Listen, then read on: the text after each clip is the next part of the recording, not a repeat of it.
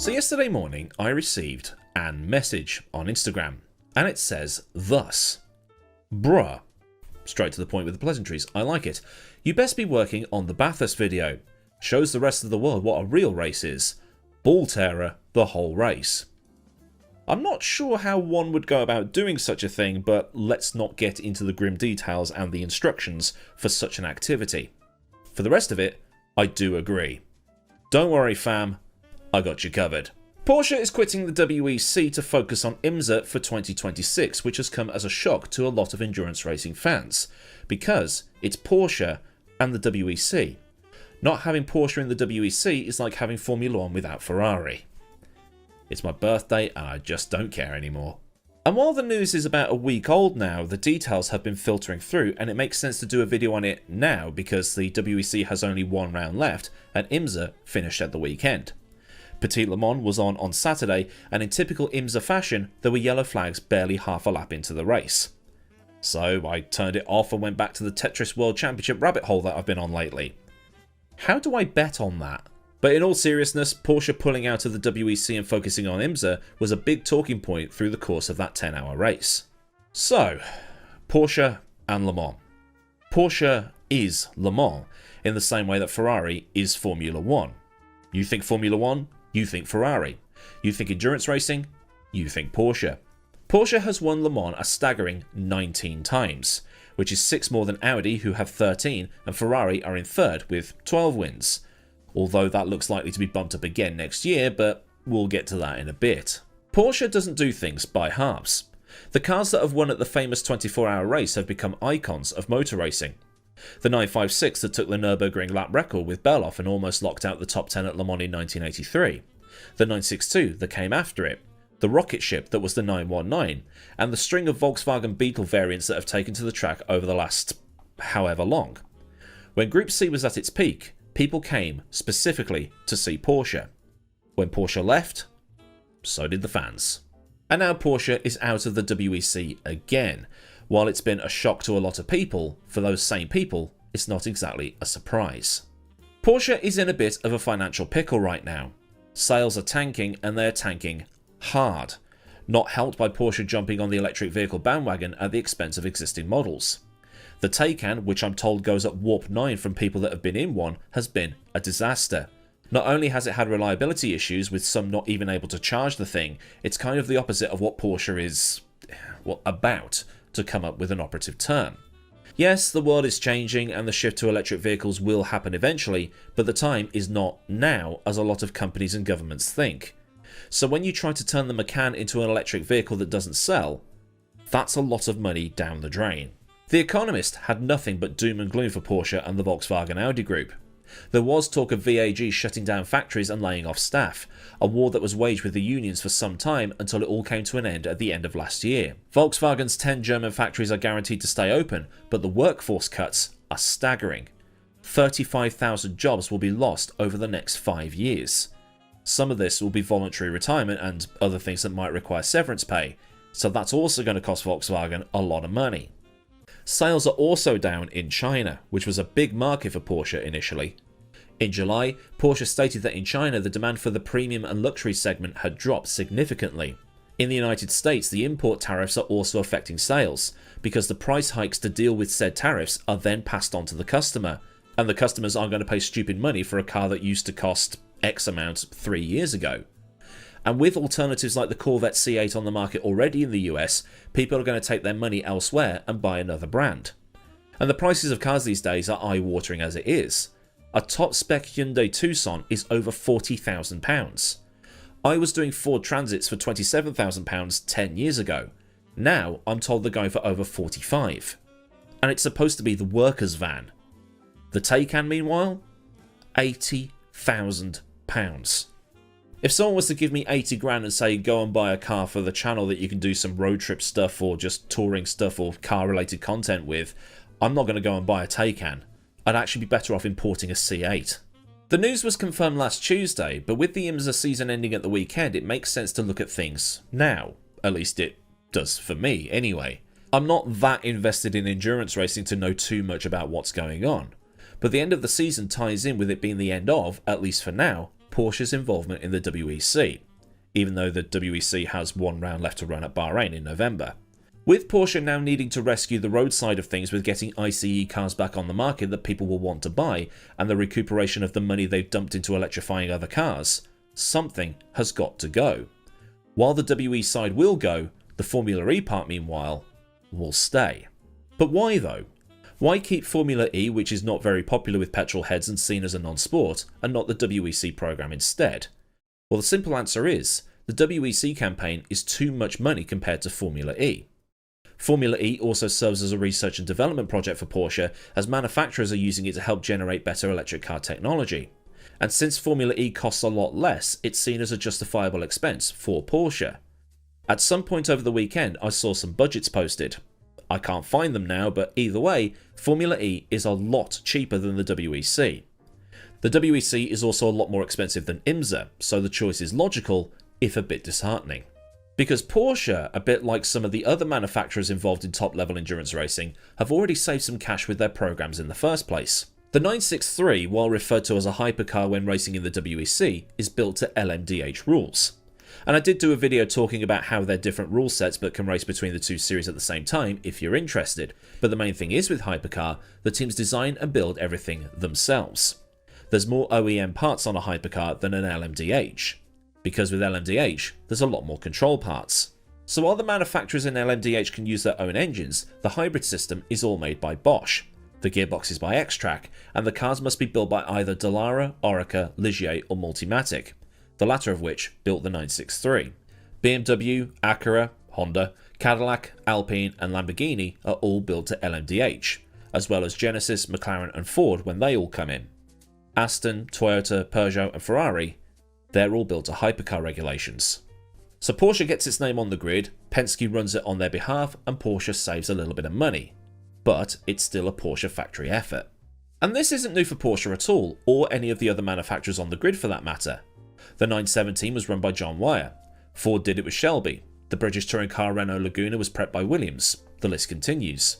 And Penske also ran Porsches back in the late 60s and early 70s in Can-Am, most famously the monster that was the 917 that had over 1,000 horsepower, and helped contribute to the death of that series.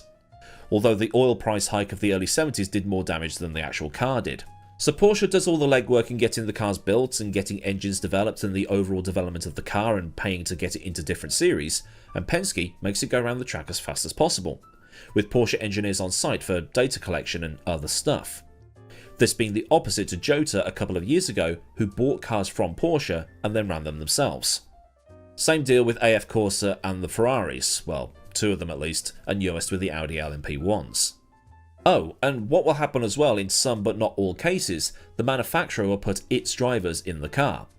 For Ferrari, Yifei and Robert Schwartzman are Ferrari official drivers, while Porsche has the likes of Kevin Estre, Nick Tandy, Lawrence Vanthoor and so on and so on and so on and so on and so on. And while Penske runs the operation at the track, Porsche is still very much involved. It's just that it's at a reduced cost as opposed to doing everything themselves. But as it turns out, even at a scaled back operation, it's too expensive. And Porsche was also not particularly satisfied with the endurance racing bogeyman that is balance of performance. I've done a video on that many years ago, but someone else has likely done a better video than I ever would on that kind of subject. Balance of performance is the reason you have a series at all, as much as people want to complain about it. The way I've seen BOP in the years I've been watching racing is that it's a necessary evil. Because if you don't have BOP, one manufacturer spends a lot of money developing an overpowered car that wins every race. So the other manufacturers realise that they can't win, and they would have to spend too much money to win, so they don't bother spending. The privateers then scramble to buy that overpowered car and end up hitting financial problems in the process. So everybody pulls out, and the series that you love so much dies.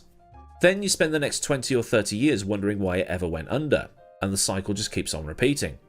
LMP1? Gone, because it got too expensive. GT1? Same thing. Super Touring? 10 million quid for 2 cars was almost Formula 1 money. Can-Am had virtually no rules, and guess what happened? It got too expensive, because of geopolitical stuff and also because overpowered Porsche. BOP means that the costs are kept relatively under control, and no manufacturer or car has a distinct advantage. It also means that teams with less money can hang on to a car for a lot longer. I tried to explain this to my wife during Petit Le Mans on Saturday, but just got a glazed look. But with BOP comes the inevitable complaints. If the BOP favours your car or the team you support, then it's fine and there's nothing wrong with it. But if your car is inconvenienced by 0.0000097 of a second per lap, it's diabolical and it needs to go.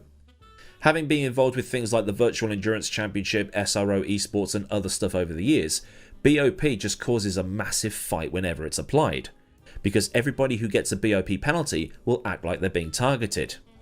But like mentioned, in the esports world and the real world, it's a necessary evil. But the BOP for the 2025 World Endurance Championship has not proved popular with the teams, the drivers or the fans watching at home, especially when you consider that Ferrari won all 4 of the opening rounds of the season, including Le Mans. With the exception of the 24 Hours of Le Mans, the FIA does the BOP. For Le Mans, the ACO handles it because it's their race. And back in June, DailySportscar.com's Graham Goodwin posted an article about what BOP is. But more to the point, the process, reasoning and methods in which they do it is a bit all over the place. When your car is hit, you just have to take it on the chin. But there have been times this year where the teams and manufacturers have not been happy with what's going on. Almost like, yeah, we understand why you do this, but there are limits. But really, if anybody got screwed by BOP at any point, it was Toyota and Alpine. There was a recent meeting where the manufacturers all had a vote and the vote was overwhelmingly in favour of keeping BOP. IMSA also has balance of performance, but the thing to remember here is that IMSA's is different to the WEC's, and the general consensus is that it's done a bit better. However you want to define better. Once again, DailySportscar.com comes to the rescue here. The frustrations from the manufacturers was because the FIA revamped the BOP between last year and this year. How they do it is, they gather data from a rolling average over multiple races that takes into account the car's 10 fastest laps and the average of the quickest 60% of race laps. Did that make sense? No? Good. I didn't expect it to. But at least the FIA has now gone, yeah, that's not gone well. Sources close to DailySportscar.com have suggested that this will all get a revamp for 2026. There are also whispers of Formula 1 style cost caps to help with the performance, but nothing concrete has been put forward yet. And one of the things that the WEC is considering was actually put forward by Porsche a few years ago. Porsche has been lobbying for something called a single platform to be introduced into Hypercar. This would function similar to how LMDh works in terms of a spec chassis. The hypercars would get a spec chassis instead of designing their own, and then have a spec gearbox and spec hybrid system. And then the design cues and the engines would still be down to them, which brings their designs closer to that of an LMDh and in theory make them a bit easier to BOP. There's also talks of mitigating tyre wear through BOP. How you do that, I don't know. But it makes Hypercar closer to LMDh and it kinda goes against the design philosophy. But at the same time, it might reduce some of the costs. But it looks like Ferrari will likely be the champions in the WEC this year. But it's not like Porsche have been unsuccessful with their car.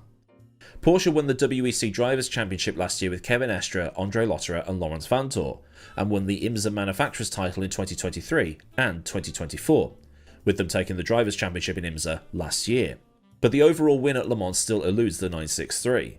It's what Porsche wants most. It will take them to 20 wins at Le Mans, and it will also be the last thing for Roger Penske to tick off on his list. And this leads me to the big question.